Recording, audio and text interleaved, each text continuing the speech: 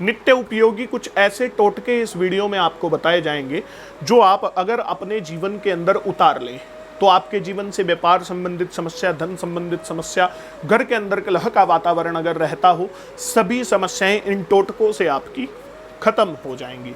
या ये कह लीजिए कि कुछ गलतियां हम अपने जीवन के अंदर कर लेते हैं जिनका भुगतान भी हमें करना पड़ता है। कुछ कार्य इस प्रकार से हो जाते हैं, जैसे कि मैं उदाहरण के तौर पर आपको बताऊं कि हम लोग अपने घर के मुख्य द्वार पर गणेश जी की कोई भी एक तस्वीर लगा देते हैं जो कि बाहर से हमें दिखती है, जो कि बिल्कुल गलत है, क्योंकि गणेश जी की पीठ पर दारिद्र्य का निवास माना गया है। हमें लगानी चाहिए गणेश जी की फोटो मुख्य द्वार पर एक तस्वीर आप बाहर लगाएं जो बाहर से दिखे, एक तस्वीर आपको अंदर लगानी चाहिए जो घर से बाहर जाते हुए भी आपको दिखे, यानी कि गणेश जी की 2 तस्वीर आपको मुख्य द्वार पर लगानी चाहिए।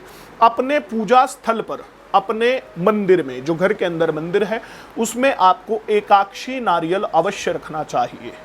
मार्केट से आपको आसानी से उपलब्ध हो जाएगा। एकाक्षी नारियल आप अपने घर में, घर के मंदिर के अंदर अवश्य रखें।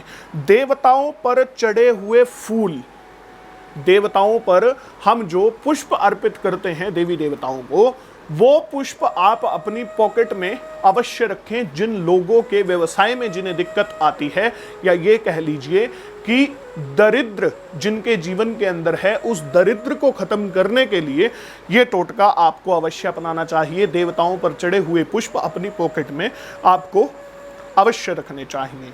जो लोग अपने घर के अंदर गेहूं का आटा पिसवाते हैं, गेहूं ले लेते हैं, अनाज ले लेते हैं और उसका आटा पिसवाते हैं, उन लोगों को गेहूं सिर्फ और सिर्फ शनिवार को पिसवानी चाहिए और उस गेहूं के अंदर थोड़े से काले चने जरूर डाल देने चाहिए। या फिर ये कह लीजिए कि अगर आप आटा खरीदते हैं बाजार से तो शनिवार को वो आटा खरीदें और उसके अंदर थोड़ा सा बेसन मिक्स कर दें, या घर में ही चनों को ग्राइंड करके उसका पाउडर अपनी गेहूं के अंदर आप मिक्स कर लें।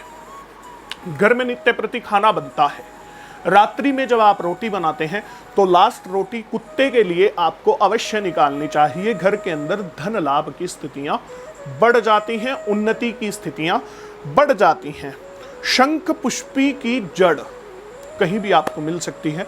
शंख पुष्पी की जड़ आपको अपनी तिजोरी के अंदर हमेशा रखनी चाहिए। स्थिर लक्ष्मी का वास ऐसा मानते हैं कि शंख पुष्पी की जड़ से होता है।